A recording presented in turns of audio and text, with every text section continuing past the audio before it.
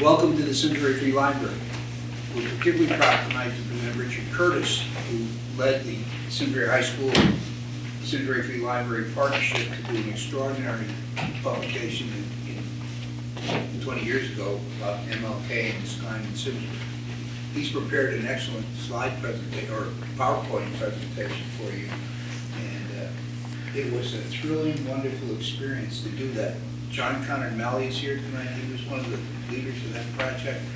And we had an extraordinary group of kids, and they did an extraordinary job. But this story is really terrific.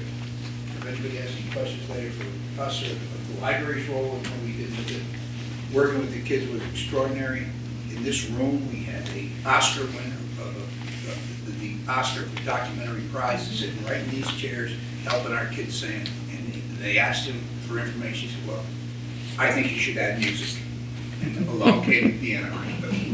But it was a great experience, and we got help from everybody. And you're lucky to be here tonight. You're Mr. Curtis, who carried the ball, and John, who put this together. It's a great story. Thank you.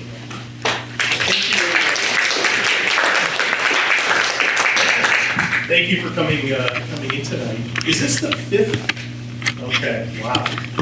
Thanks for staying around for the fifth session. Appreciate that. Hopefully you'll enjoy this tonight because it's such a great Simsbury story that has such a national connection. But I also want to just acknowledge before we start, John Connor Malley's here tonight. John was one of the original students who actually directed the film. We're going to take a few minutes to look at the film tonight. John, we couldn't have done this without John.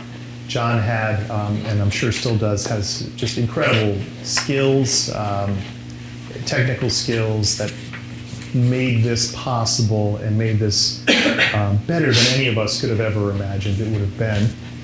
Also want to mention we have two current seniors at Simsbury High School.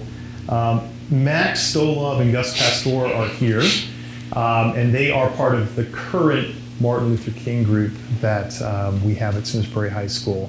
So they're involved in some programming at other schools. You guys are going to do something at Henry James, right, in the near future around MLK, if we could, yeah. So they're keeping this going. We appreciate all the effort and time you guys have put in. I was going to start tonight with Rich? Oh, okay. I was going to start tonight with talking about the project, talking about some recent developments because it has been 16 years. And a lot of things have happened since we worked on this. Talk a little bit about some future areas of inquiry because I think there are some things that future students or other people would be interested possibly in researching. And then questions at the end if anybody has any questions. And feel free, as we're going through this tonight, if you have any questions, don't hesitate to ask a question as we're going. Make this informal. Is it okay if we start with the film? Does that sound okay? That way you'll know what we're talking about, and then we'll go talk a little bit about that project and then MLK in town. Okay, let me switch this over to the film here.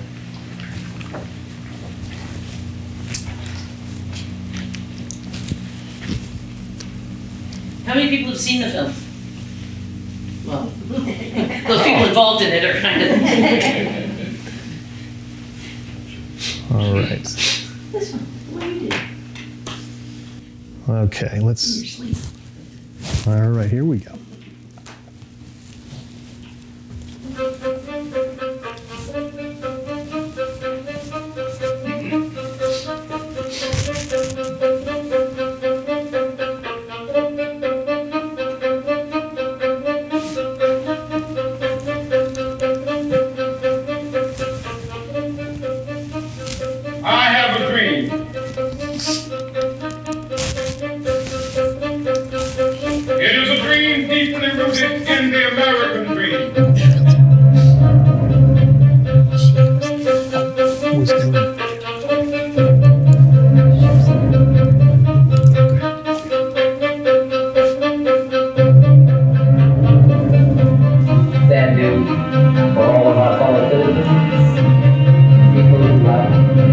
all over the world. And that is that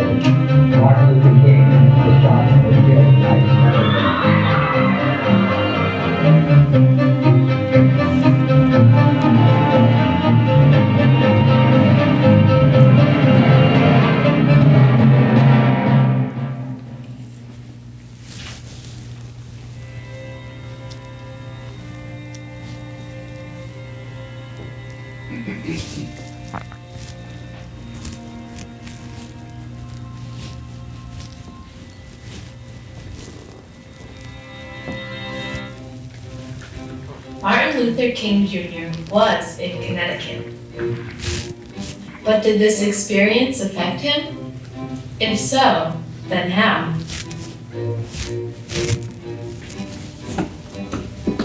Let freedom ring. When all of God's children, black men and white men, Jews and Gentiles, Muslims and Catholics, will be able to join hands and sing in the words of the old Negro spirit. Freedom land, freedom land, thank God Almighty, we are free at last.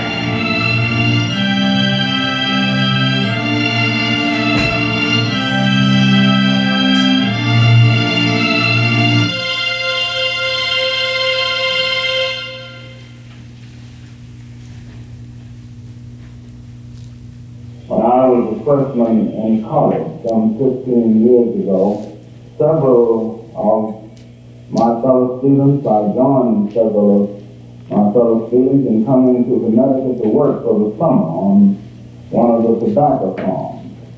This was called the Coleman Brothers Farm down near Simsbury, Connecticut. And all week long we would work very hard, and the sun was very hot. And it was always a big relief for the weekend to come around when we could come to Hartford.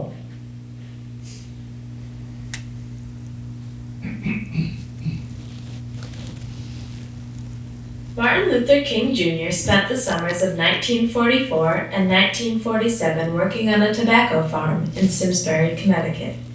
It was an experience that would change his life. It was here in Connecticut that a young Martin Luther King would first experience life outside of the segregated South. It was also here in Connecticut that King would decide to follow in the footsteps of his father and become a minister. In the summer of 1944, Martin Luther King was an incoming freshman at Morehouse College in Atlanta, Georgia. During that summer, King and 100 other Morehouse students traveled to Connecticut to work in the state's tobacco fields to earn money to pay for college. With the war raging in Europe and the Pacific, it was more important than ever for tobacco companies to find good workers. To house the students, Coleman Brothers Tobacco Company built a large 3-story dormitory in Simsbury, located in the northern part of town on the edge of the tobacco fields. King and his fellow students were accompanied to Connecticut by Morehouse College professors who provided strict supervision. The president of Morehouse, Benjamin Mays, had traveled to the farm to inspect its operation the previous year. Upon arriving in Connecticut, the students were given employment cards and assigned to one of the 3 farms operated by Coleman Brothers. These cards contained the worker's address, the farm they were assigned to, and whether or not they were registered voters. Most of the workers were not. On a typical workday, Martin Luther King rose at 6 a.m., ate a breakfast consisting of grits and sausages, and began work under the tents at about 7 a.m. Working under the nets on a tobacco farm is tough, hot work. The summer temperature under the nets is often over 100 degrees. Occasionally, white girls from separate work groups would join the black students during their 1-hour lunch break. King's friend William Pickens said that it was an unfamiliar situation to be able to chat with a white person and not get taken to jail for it. Reverend King T. Hayes, who came to Connecticut from Georgia to work in the same tobacco fields, also noticed the stark contrast to the South. Then to be able to have a milkshake in a drugstore, not be denied, it's like unbelievable. You mean tell me you're gonna send me a milkshake in this drugstore in Simsbury? Yes. I never had a milkshake until I came to Simsbury.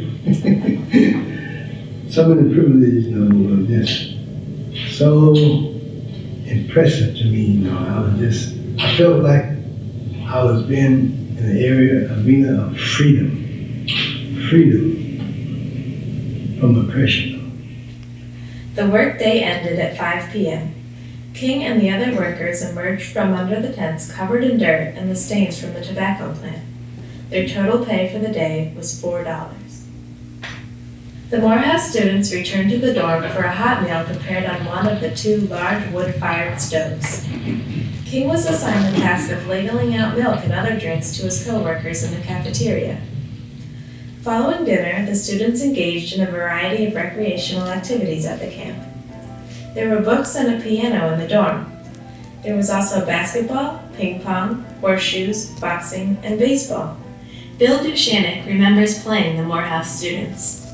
On Barndor Hills Road, there was a field there which they made a baseball field, and we played them. They were good ball players. We beat them a couple of times, and they beat us a couple of times.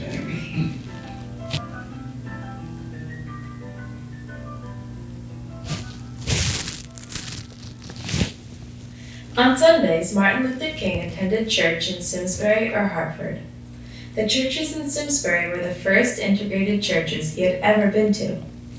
King writes to his mother, "We went to church Sunday in Simsbury, and we were the only Negroes there. Negroes and whites go to the same church." Members of the First Church and the Methodist Church in Simsbury recall the Morehouse students attending services. Bernice Martin, whose husband Garland was the choir director at the First Church in the 1940s, remembers the Morehouse students arriving at the church in a truck with benches mounted in the truck's bed.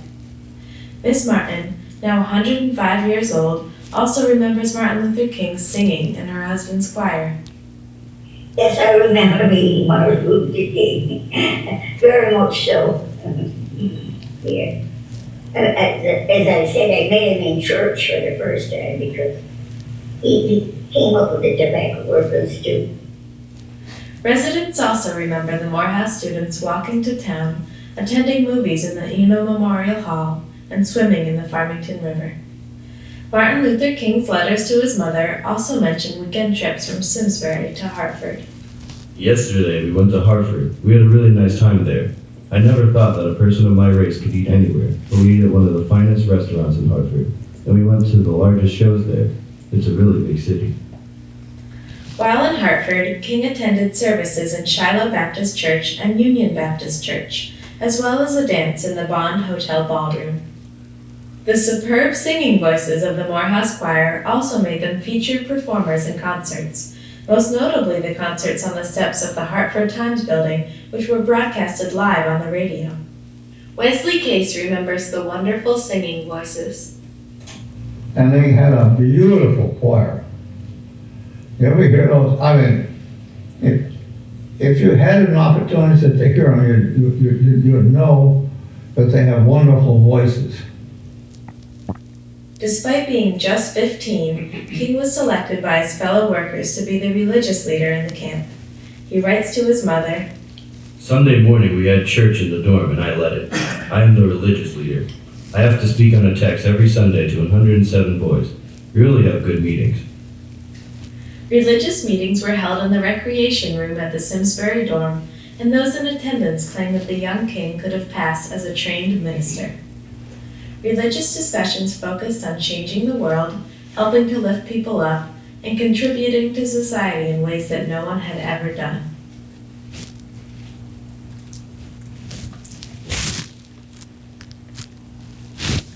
Both King's sister, Christine King Ferris, and Stanford University professor Claiborne Carson have stated that King's experience at the dorm in Simsbury led directly to his decision to enter the ministry. King's own words support this connection. On his application to enter Crozer Theological Seminary in 1948, he writes, My call to the ministry was quite different from most explanations I've heard. The decision came about in the summer of 1944, when I felt an inescapable urge to serve society. In short, I felt a sense of responsibility which I could not escape. In her autobiography published in 2009, King's sister, Christine King Ferris, writes that when her brother returned home, it was clear that he had experienced a sociological and philosophical metamorphosis in Connecticut. She adds that her little brother had become a young man while he was away. Martin Luther King's wife, Coretta Scott King, also referenced his time in Connecticut in a book written shortly after his death. She writes, "My husband would talk of the exhilarating sense of freedom he felt to be able to sit in any restaurant and to sit in the orchestra at the movies in Connecticut." Reflecting back on that first summer in Connecticut, King later wrote, After that summer in Connecticut, it was a bitter feeling going back to segregation. It was hard to understand why I could ride wherever I pleased on the train from New York to Washington, and then had to change to a Jim Crow car at the nation's capital in order to continue the trip to Atlanta. Sadly, nothing remains of the dorm in which King lived for those 2 summers in Simsbury. The abandoned structure was demolished in 1984. Across the field, like ghosts from another time, some of the tobacco barns still remain. Down the road you can still see Farm 2. Vacant for many years, it looks different today than it did in 1944. All that remains of Martin Luther King's time in Connecticut are 5 letters, 4 that he wrote to his mother and 1 to his father. The letters seem typical of a 15-year-old on his first trip away from home. He vividly describes the new sights he has seen and asks his mother to send good food and new shoes from home. But more importantly, the letters convey a sense of surprise and wonderment at a world very different from the segregated South. There is a feeling of freedom and limitless possibility in his letters, a sense that things can be different. Martin Luther King Jr. would devote the rest of his life to the principles of equality and peace. His immense courage in the face of danger and his dream of a nation in which all citizens are equal before the law serves as an inspiration to those striving for justice throughout the world. Today, we proudly celebrate Connecticut's link to this great man.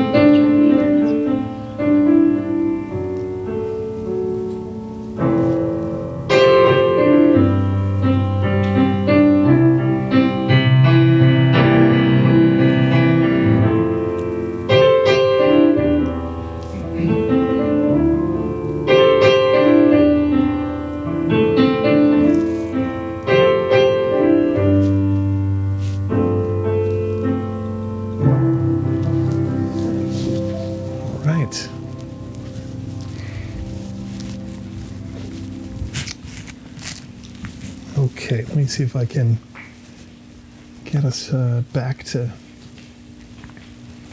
the slides here. Very fun video. You guys all enjoy it? Yeah. Tech wizard. Yeah, right. I'm lucky to have some tech wizards close by here in case anything goes wrong tonight, which hopefully it won't. Let's take a few minutes to talk about the project, starting with the students. We had 15 students who were involved in this project in the summer of 2010. And they didn't receive any credit for it. It wasn't a school-related activity. They did it entirely just out of their own interest and curiosity. And we were very fortunate to partner up with the Simsbury Free Library. T.J. Donahue, Jim Flynn, Tara Willerup gave us this beautiful building for the summer to do our research and to make our film in. They provided all kinds of resources. They were here almost on a daily basis to help us and, troubleshoot anything that came along, and there were a lot of challenges. And we couldn't have done that film without the help of the Simsbury Free Library and their partnership with us. So appreciate that so much, and it's continued to be such a great partnership with the schools. Just a couple pictures of things from that time. This film, and I was trying to ask Tara about this the other day, and I asked John a few minutes ago. This film that we made for a small audience. You know, we made it for an audience like you, maybe a little bigger at the Eno possibly, and that was it. The film, though, got a lot of attention, and it was a little bit surprising at times what was happening around the film. So we were fortunate to be able to participate in a lot of really exciting events. This is one of those events. This is 2 days after the students were featured in Hartford with the governor at the MLK Day celebration there in 2011. So 2 days later, we're at the Eno here showing the film. You see then Representative, now Senator, Chris Murphy there. Lots of people from the town and from the school system that are there as well. So we were suddenly premiering this film, and it was just a whirlwind. To make things even more exciting for us, we had a call from Katie Couric's office, or Katie Couric's producer. And she said, we are thinking of using the film and the story of the film for a piece on the CBS Evening News. Would you be, willing to have the students meet with us and have us make a story? And we said, sure. So Steve Hartman, who does segments on the news back then, still does. He just won. Tara, what did he just win? He won an Oscar for his documentary on the closed doors closed doors. about the shootings. Oh, okay. So he came up here on a snowy morning and interviewed the students, interviewed everybody who was part of this film, shot some footage here at the Free Library, went up to McLean and interviewed Bernice Martin. And he wanted to close the piece with this shot of the valley. Now you have to remember, I think it's January 11th, and he really wants to get up on the mountain. And I had no idea how to do it, but TJ, of course, and Jay somehow managed to get him up there in the middle of the winter so he can get a shot. Did they go to the top of the tower? No, they didn't go into the tower. They just went onto the, yeah, and they got this great shot. It was really, really exciting to be part of that whole day, and I know the students enjoyed it. By the way, that's a young John Conrad Malley on the right there, next to the narrator of the film that you just saw, Nikki Byer. John, any thoughts on that day and sitting down with Steve Hartman? Yeah, it definitely was a whirlwind. It's also funny looking at that because that's like me minus 50 pounds from where I am now. No, it was a whirlwind day. He was a great interviewer. John, can you stand up? Do you mind? Yes. Sorry. Am I in frame now? Come on. Thank you.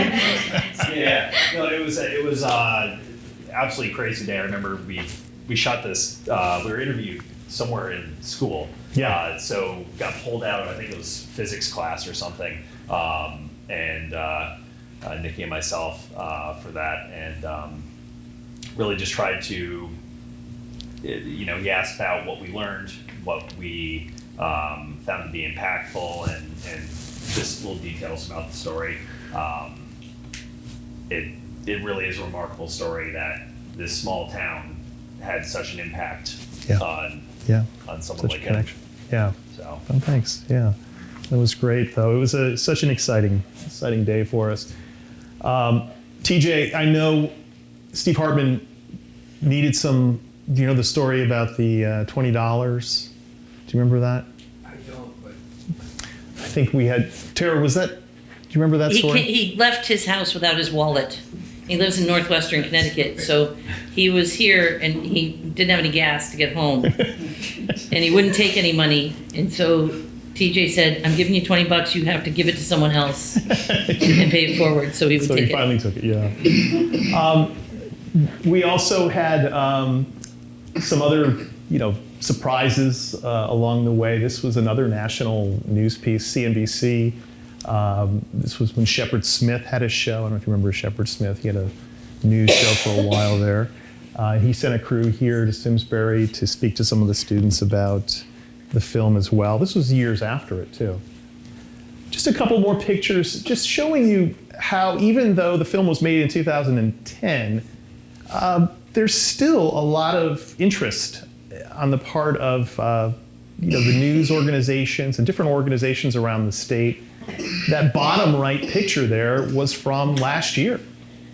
So Tara and two of our students were on Channel 3 talking about the memorial and MLK in Simsbury. So for 15 years, this has really still been something that people have shown a lot of interest in. A few more pictures here.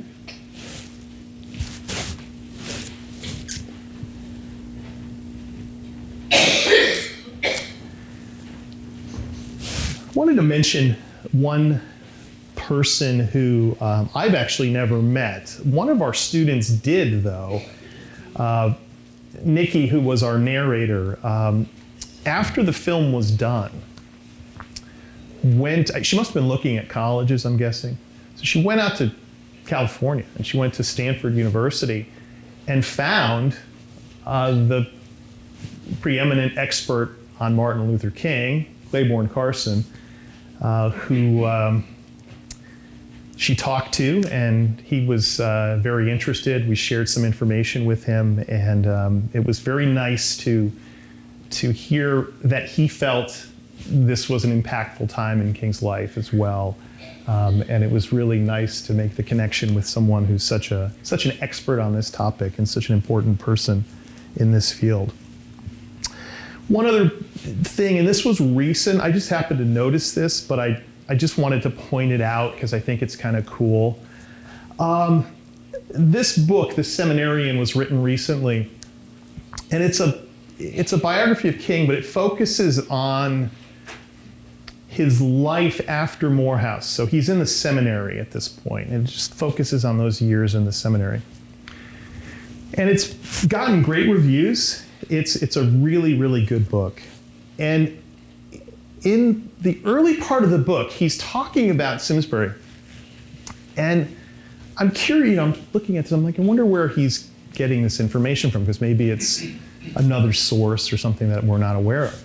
And in his footnotes, to my surprise, he cites an excellent documentary, Summers of Freedom, the story of Martin Luther King Jr. in Connecticut, produced by the students at Simsbury High School. Now, I have to tell you, it's not very often that a high school project ends up in the footnotes of a serious, historical biography. So again, hats off to all of you for the work that you did on this, because that's quite an honor, and I just wanted to point that out, so I'm sure you didn't know that. Wanted to talk briefly about tobacco in Simsbury, since that's the thing that brings Martin Luther King to town. Tobacco had been grown here for as long as anybody knows, pre-European arrival. The Connecticut Valley, Farmington Valley in particular, has excellent soil. You can grow almost anything here. So it's a great place to grow things. Colbro, and it was known at the time as the Coleman Brothers Company, is going to be operating in this area. They're one of the biggest tobacco companies in the whole country. Macanudo is one of the brands, White Owl. They're going to also own Benson and Hedges, because they're into the cigarette holdings as well. It's a big operation. They've got 12 farms between Connecticut and Massachusetts. They own a lot of land in Simsbury at the time. And they are going to be growing tobacco that will be the wrapper for cigars. And right around the turn of the century, shade-grown tobacco is introduced in Connecticut.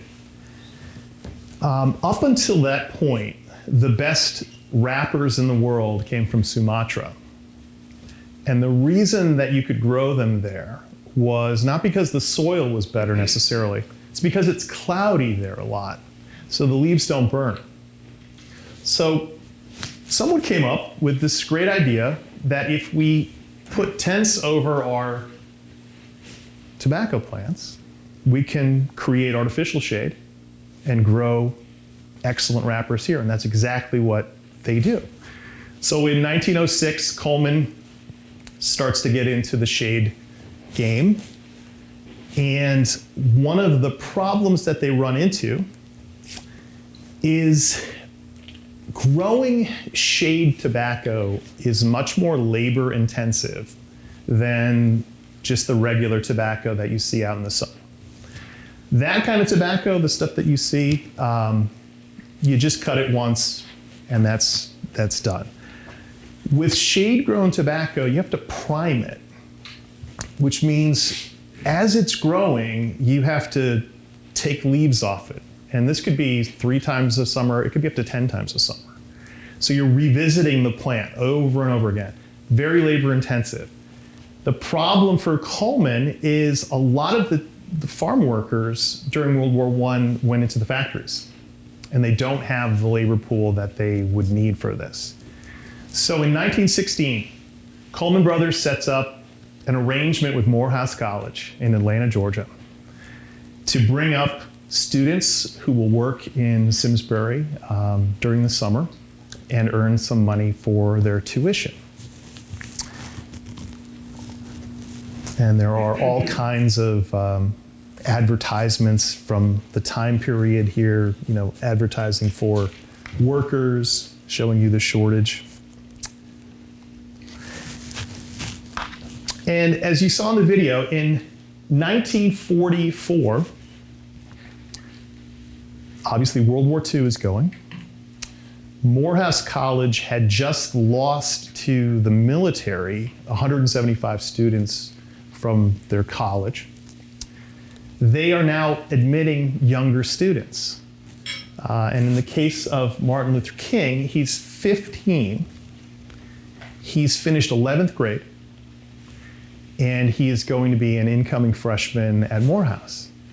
And it's that summer, before he even starts, that he comes up to Simsbury for the first time.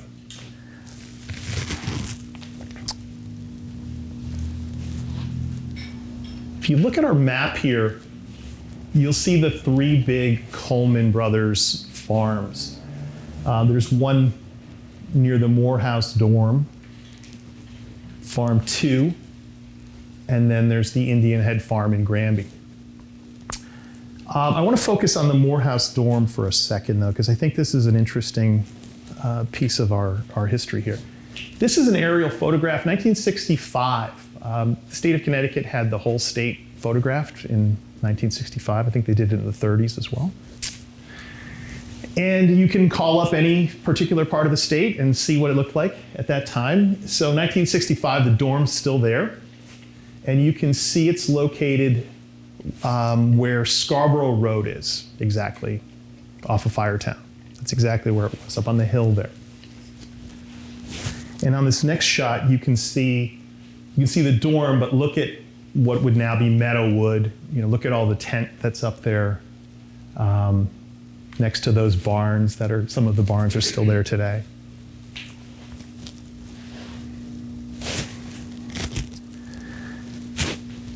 This is the last picture of the Morehouse dorm, 1984. I don't remember this dorm. I've lived in Simsbury my whole life, but I don't remember this dorm. Does anybody remember seeing this in person up in the north part of town? Do you remember? Yeah. In 1984, it had fallen into, disrepair. It hadn't been used for a long time. This is long after the Morehouse students had stopped coming up for work. And the town made the decision to demolish it. It was burned down by the fire department as part of a practice. And the dorm was gone. And then it wasn't too many years later that I think that development up in Scarborough goes in up there. This might be more familiar to you. This is the Hoskins Road, the barn and the dorm there as well. It's a different dorm. And that was taken down probably, Tara, what would you say? Much more recently. Much more recently, yeah. You remember that. Because we took pictures in front of it. We did. During some of our... And actually, Steve Harbin was in front of it, too, for his piece. Now, the thing that changed everything for me when it comes to this story are the letters. So growing up in town, like probably many of you, I had heard the rumor or the story that Martin Luther King had come to Simsbury. But it was really just that. I didn't really know if it were true. I didn't know if it was Simsbury. Was it Bloomfield? Was it Windsor? Was it Granby? What's the truth here? But in 1991, everything changes. And we finally get the proof that we're looking for. Martin Luther King's sister turns over 5 letters to Stanford University.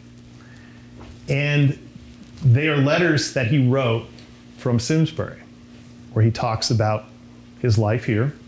One of them's even, I think the return address is just Coleman Brothers. Another one, he has Simsbury written up in the corner. And he talks famously about his experiences here in Connecticut. And what we wanted to do with this project was to say, okay, we now know he was here, but what else can we find out about the story? There was a real gap in the story. If you look at his biographies, they don't talk a lot about this period. There just isn't a lot in any of his biographies about his early life, especially here. So that was the point of this. Let's try to figure out what we can about this story and see what we can uncover locally here. Now, in his letters and in some of the other accounts, there's lots of locations in Simsbury that are mentioned. The Methodist Church, Congregational Church, the Community Center, which I believe, according to some of the stories, had a bowling alley in it. I don't know if that's accurate or not. Is that where the park is now? I think that's Schultz Park, right? And then, of course, most famously, the Eno, because it was at the Eno that the students were able to go and see films, and also at the Eno where the students performed. And I found this recently. I was digging through some materials that are down in the Morehouse College collection, and they have a couple scrapbooks. They don't really explain who made those or what what the purpose of them was, but they have scrapbooks, and it's just random. Somebody was just cutting stories out in the 40s and putting them in, and well, as I'm looking through it, I noticed there's this thing that says Eno Hall on it, and I look at it closer, and sure enough, this is talking about a performance, a singing performance by the Southern Balladeers. That's the Morehouse College Choir. And it's on August 21st, 1940. So that would be 4 years before King comes here. Hosted by the Congregational and the Methodist Church together. And it goes through the whole order of events, the different songs, the different singers that are going to be performing. So I thought it'd be kind of interesting Since we've got a couple names in here, find out who some of these folks were. And as soon as you start to look into some of these stories, it's absolutely amazing. And I think this is what I was going to get to later about sort of the future of this project. Some of the people who came here lived amazing lives and important lives that are, I think, worth remembering and reflecting on. Just in this one performance, second tenors, there's 3 of them. 2 of them are going to be killed 4 years later in World War II. Charles Clements, Buffalo Soldier, all African American unit.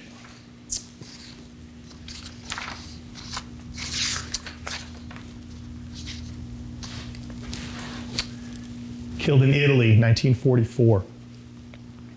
Walter D. Westmoreland, one of the original Tuskegee Airmen, killed in Hungary after attacking a German airstrip.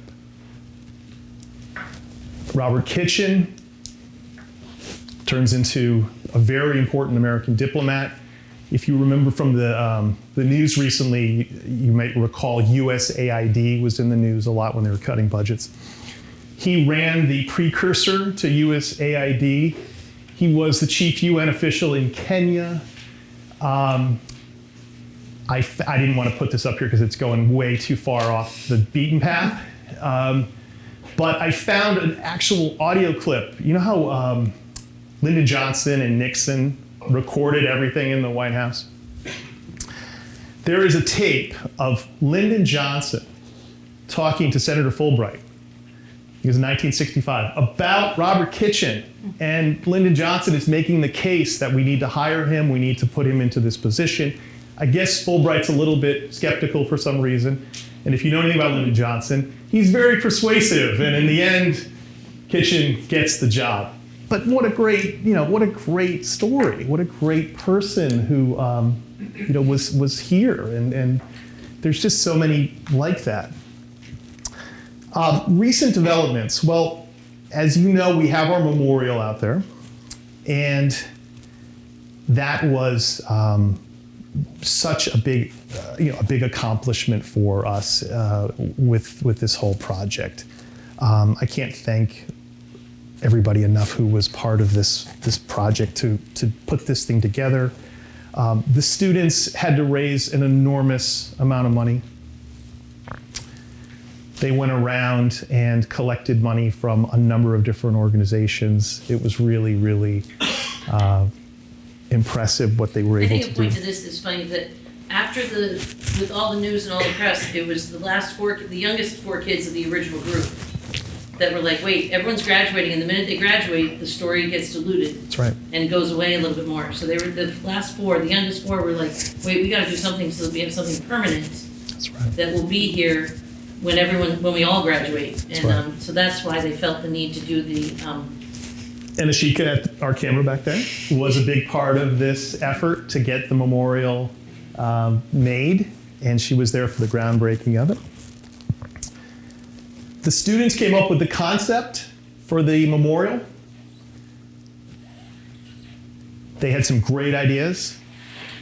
they also had a great architect that they were working with. They sure did. No, I know, I'm a little biased, but he also brought in a memorial designer to come and do a master class with the kids, so that they found out that they needed to have, every element had to have a purpose and an impression, and leave a piece of it. Yep. So that was another cool aspect of it. Yeah, and I wanted to mention Jay Willerup took the vision that the students had and made it a reality. And this memorial would never have been done without Jay's leadership on it.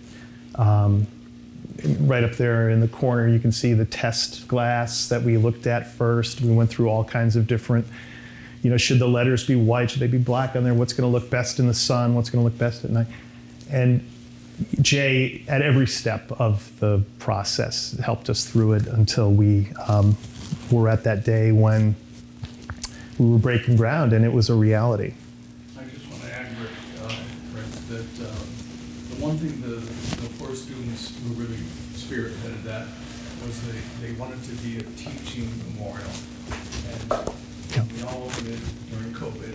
Yeah, Very right. soft opening. Yeah, there's our. I remember seeing the young man who came up from Bridgeport with these 3 young kids, and he's down on his hands and knees, reading the text, and success. So, Yeah. incredible kids. Yeah, right. Absolutely. And most of the panels came directly from the documentary. The message of the documentary is The quotes and things, embedded yes. in the Yeah. Here we are breaking the ground out there.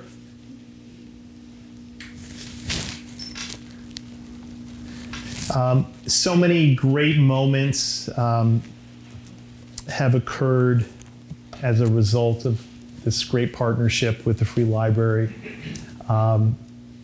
Johanna Hayes, our congressperson, has come to our MLK celebration every year at the Congregational Church. It's a great moment. I know some of you have been to that. Down at the bottom there, we have some students who, as I was saying earlier, went to Henry James School to share this story with 7th and 8th graders in their U.S. history classes. So we've been able to turn this into sort of an educational programming opportunity, which has been great. And then Tara, do you want to talk about that? I know you put that one on the right together. That was recent. Yes, the sorority asked us, and they did a kickoff of their Dream Week here with press and with dignitaries, just because they wanted to start at MLK's memorial. Yeah. And they did events all week, but they kicked it off here, which was a really nice experience. They gave us a beautiful framed print of the bridge in Atlanta. Yeah. So some other recent developments. I'm sure most of you have heard of Meadowood. The town has, in partnership, purchased the Meadowood lands. This is the Trust for Public Land in our town here. 285 acres. 285 acres located in the north end of town. Their goal is to keep it open to the public. They have a trail network that they're thinking of building there. And I believe in that bottom corner there's a plan for some athletic fields out there as well. So lots of things that are sort of in the works for Meadowood. And if I just use just so you can see it here, this would be right about, I think, where the dorm would have been, right in that area off of Scarborough.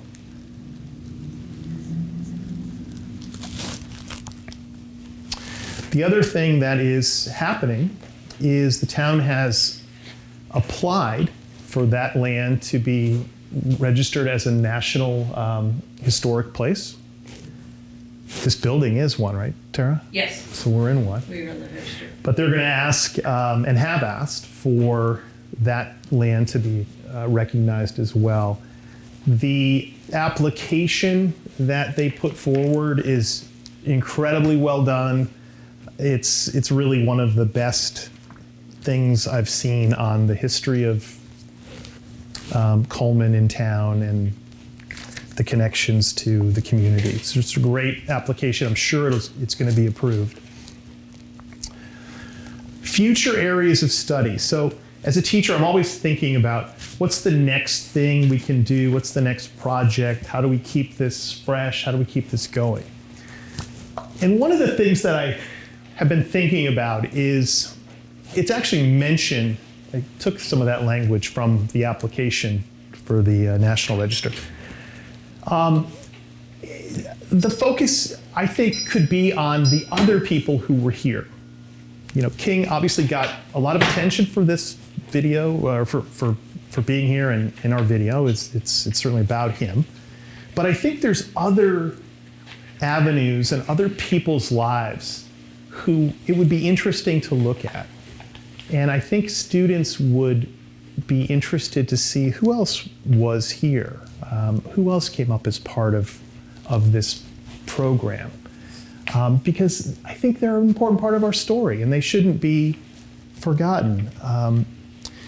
We know who a lot of those people are. In Windsor, they have 1 year's worth of employment cards. I wish they had them all. I wish they had 1944. They don't. They have 1939. So we have about 100 names right there of people who came up in that particular year. And it might be interesting to do some research into who those folks were. I just picked a couple quickly here. One of them, Moss Kendricks, had never heard of him before. I decided to do a little research on him. Turns out he is a public relations pioneer. He's in the Public Relations Hall of Fame. He handled the accounts for Coca-Cola, Carnation Milk, Ford Motor Company in the 50s, and was the first person who put African Americans into billboards, magazine advertisements, television commercials. So a real pioneer was here, 1939. And then the other one that I just happened to see on the cards was Benjamin Franklin Scott, chemist, went to the University of Chicago after Morehouse, worked on the Manhattan Project. If you're not familiar with the Manhattan Project, that's of course the project to build the atomic bomb. So I think our next phase is to look at some other people who were here and document their lives, because I think it's an interesting local connection as well that they were here. There's also newspapers. This is the Morehouse School newspaper, the Maroon Tiger. Some of them are digital, and there are stories in the newspaper occasionally about coming up to Simsbury. Really interesting. And in those stories, they also mention other students, so there's more names. One of the stories I just looked at today, they refer to the dorm as Camp Simsbury in the article, or Little Morehouse. So there was obviously a real connection to the town on the part of the college and those who came up here. Also, in one of the barns, and it may be in others, I've only been in one barn, there are names. There are names. And that's another source of some interesting people maybe to explore. This says M. Brown Coppage, Morehouse College, Atlanta, Georgia, July 1st, 1930. So interesting things for maybe students to research down the road. All right, I wanted to leave some time for questions because I know people here know a lot about this topic or may have some other information about some of the things we mentioned here. So please, if there's anything that you're curious about or you want to add to the story, please feel free to do so. Thank you, Peter. Yes, sir.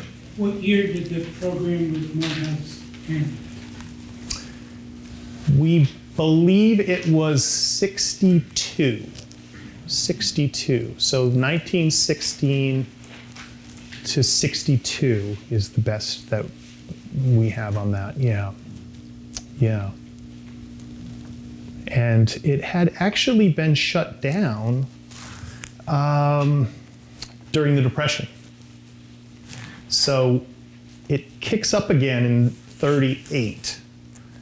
So he's sort of in the second wave of the program up here with the students who joined him. Any other questions or ideas? TJ, did you want to add anything? You were a big part of this. Is there anything? It was a great pleasure to work with the kids. The kids' enthusiasm was overwhelming and sustained us. You know, you got John, you got Nikki, And I remember when we had the deadline for the dinner, to have our film ready, we didn't have the film ready, and I think it was you who went and babysat them for a couple of nights, but they got it done. I mean, there were all-nighters. Well, this reminds me, the opening to this film is incredible. I love the way that it opens, and that took so much time in itself to get that opening.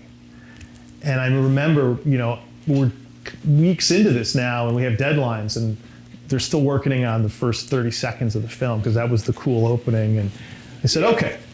Well, it was also kind of the trailer, right? That was the first That's right. bit we had to send out to people while we then worked to, edit everything else. And we were still filming too. We were still interviewing. Yeah.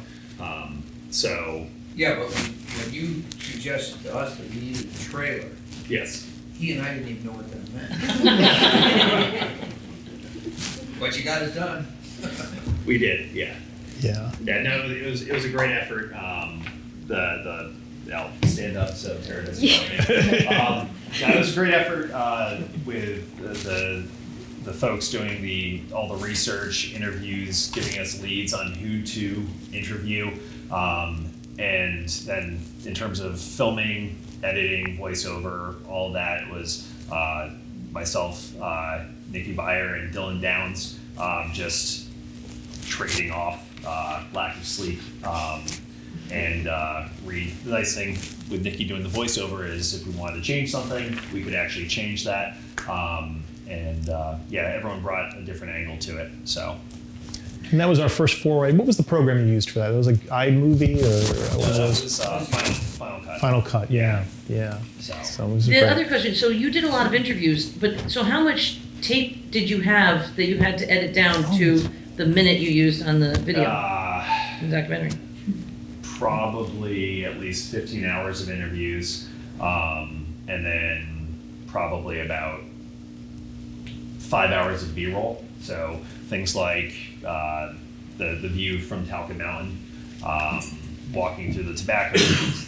We were trespassing, I guess, but it's good because they're not necessarily there anymore. No. A lot of film. I know you have the gigabytes, maybe terabytes of video still there. The other cool thing that came out of that was, again, some of these folks we interviewed for hours, and one gentleman who you saw in the video was the Reverend King T. Hayes. He ended up passing away about a year after we filmed that, and he talked about all sorts of different things. He didn't come up the same year as Martin Luther King. He staggered with him, but he had a very similar experience, and he spoke about that as well as when he moved to Hartford, became the reverend at the Shiloh Baptist Church up on Albany Ave. He talked about his experiences and how the time in Simsbury and Connecticut as a whole really helped drive him to be that civic leader and everything. A few years after the project, I ended up interning with the Hartford Current, and they're doing the 250th anniversary of the Hartford Current. They had different themes of the month, and one of them was civil rights. And I was able to go back and go to that interview and write an article about him and his life with details from that, which would not have been possible had we not been able to meet with him and document it. So similarly, there's a lot of info there. He told us his whole life story. I mean, we could only use a few seconds of it, but he told us his whole story, growing up in Georgia, the whole story. So, that in itself is another just great thing. Yeah. Do you suppose there are others who were in the program who relocated to this area? Yes. Oh, yes. William Pickens, who is probably the source that you see the most about having been here with Martin Luther King, and in the same year working next to him, was a long time English teacher at Weaver High School. So he came up from the South, stayed here. Interestingly, when I mentioned those, the people who served in World War II, Charles Clemens on the top is from Atlanta, but he enlisted in Connecticut. So I have to do a little research into that because he lived in Georgia, but he is listed as enlisting up here in Connecticut. But yes, there were a number of them, I think, who ended up staying. King T. Hayes is one of those as well. Yeah. From our library's point of view, I want to disclose to you that Tara is our vice chairman of our board, Richard's on our board, and I'm on our board, and we sponsor organizations like this. The synergy between Simsbury High School and our students is fabulous. We've had interviews with World War II veterans here with kids from the high school, and we've had, this was not our first documentary, but we sponsor things like that, and we will get ourselves engaged and share our resources to try to achieve something like this. There probably never will be another one like this, but this was the second documentary we did, and just in a thumbnail sketch, tell us about the first documentary. The first one, I don't know, this is going back a ways now to the 1870s, 1878. It was a train wreck, actually, in Simsbury. And it's hard to see where it is today because it's not very accessible. But if you know where Holloway's Appliances is, if you go directly back towards the river from there, you'll be kind of in the vicinity. The train used to cross the river in that area, and it was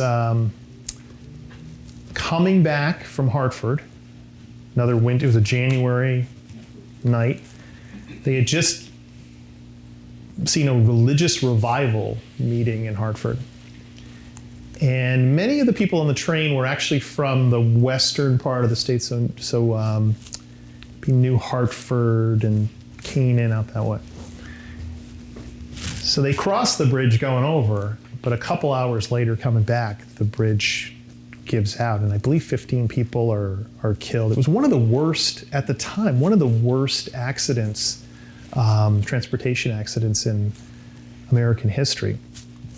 So we did a documentary on that, but you learn lessons from doing things, and that one was great to do, but it was a long documentary, and I think one of the things that we learned was this is 14 minutes long. That feels like a pretty good length, right? It covers what you need to do, and it's, people are still engaged. The other one seemed to be really, really long, and we went into all kinds of detail. It's still excellent and can be found on Simsbury Community Media. Yeah, and that was fun in the sense too that we were able to. We actually went to the cemeteries and found these people. There's a few in New Canaan, or excuse me, in New Hartford. There's one in Torrington in a cemetery that you really have to look to see. This was the person who was the engineer on the train, and a few others from Canaan. So we went up there and looked and found these people, and it was an interesting experience. But the point for us is, that's what we like to do, that's what we're willing to do. We're committed as a board to try to use this building and this cultural institution more and more. If anybody's got a story like that, if they got children with energy, if they got something they want to do, they should talk to our director and see if we can match the resources looking to get stuff like that done. Again, I compliment Rich and John Malley for making this movie. It was terrific. It was received. It's tremendous. Thanks. Rich, one other thing about the train is there was a train that came up from Hartford and realized what had happened, went back to Hartford, grabbed doctors, and brought them up here. And that was a precursor for 911. Yes, that's right. That's right. That's right. And I also want to kudos to you I remember our girls being down the beach after their Uncle TJ, their mother, were badgering, "You gotta get these kids to your first meeting," and they're down the beach the next weekend, and like, and we're thinking, are they gonna do anything? And all of a sudden, Vandy and Kara were like, "Come on, we've gotta go, we have, you know." meet That's with fun. them." That's great. So, Yeah, I think that's, well done. that was fun. Thank you. Anything else? Any other comments or questions before we wrap up? Yeah. So what kind of information did you find here, like in the archives, about? In this building here, well, I don't know that we were able to find anything because there's very little information out there about him in Simsbury or in Connecticut. We had some old Farmington Valley Herald. Yeah, I was going to say, do you remember microfiche? Was it microfiche or film? Microfilm? We got background information, but we never got direct information. Yeah, so we used some of those microfiches over there. He wasn't famous when he was here. Yeah. He was special. But he Yeah. In fact, I think that was really a driving force with all these kids, because I remember they would talk about how they're like, wait a minute, he was our age, walking the Yeah. streets, not knowing what he was going to be when he grew up. John, am I wrong? Yeah, you're right. Was that something, I mean, that was, that it made an impression, right? A dominant thing we heard from the kids was, he was our age when he was here. Right. Right. Which was a very significant thing with us. And The other- just getting back to your point, there's absolutely nothing that we have found from 1947, because he was here twice, 44 and 47. There is nothing from 47 that we were able to uncover, or that anybody that I'm aware of has uncovered. The only thing I've ever heard was it was from here that he made the phone call to his mother to tell her that he was going to go to, that he wanted to be a minister. But there's no letters, there's no firsthand account from anybody. And I remember being here when the kids were calling places, and they were calling out to California, Yeah. and they were making phone calls, and they were looking stuff up online. But I remember the day they found the clip of Martin Luther King actually saying, it was the summer I was here in Simsbury, Yeah. Connecticut, That- and that they all just got jazzed. They Yeah, were that so was excited. that was a big moment. If you remember back to the documentary, it starts with this, right? It's 1959. He's at the University of Hartford speaking, and he mentions just offhand, right? Yep. That, hey, I was in Simsbury, in the 40s. I don't think anybody knew that existed. That was in some archive. And it's at the audio. university. There's no Yeah, video. it was some, It's just audio. And To hear him say Simsbury. to hear him say voice, Simsbury in his own, killed him. absolutely. He didn't say Simsbury or the town of Simsbury. He said, I was on the Coleman Brothers properties near Simsbury. Near Simsbury, yeah. Yeah. That was a big moment for us to hear it in his own voice. It was a motivator. Yeah. Yeah. All right. Well, thank you, everybody. Thank Thanks you guys so much for It's coming. great to see everybody. Thanks, John. For over 40 years, SCM has been the voice of our town, bringing us together through local programming, education, and live broadcasts. SEM isn't just about television. It's about empowering our community, ensuring our voices are heard during government meetings, and celebrating milestones like our high school graduations. But today, SEM faces a challenge. Our funding structure is based on television subscriptions. And it's no secret, people have been cutting the cord. With a shift to internet-only subscriptions, SEM receives less revenue, even though all our programming is freely available online. We need your support. We need your support. We need your support. We need your support. We need your support. Your donation can make a difference. It will ensure that SCM remains open, continues to educate our youth, and keeps our community informed. Thanks to SCM, I've been honing my creative skills, helping me work towards my college degree. SCM is crucial for keeping our community connected. SCM isn't just here to broadcast local events. They're actually preserving Simsbury's history. Join us. Join us in preserving Simsbury's voice. Simsbury's voice. Together we can ensure that SCM continues to thrive for generations to come. Visit our website or scan the QR code on your screen to make your donation. Every contribution counts. Thank you for supporting Simsbury Community Media, where your town, your schools, and your government come together.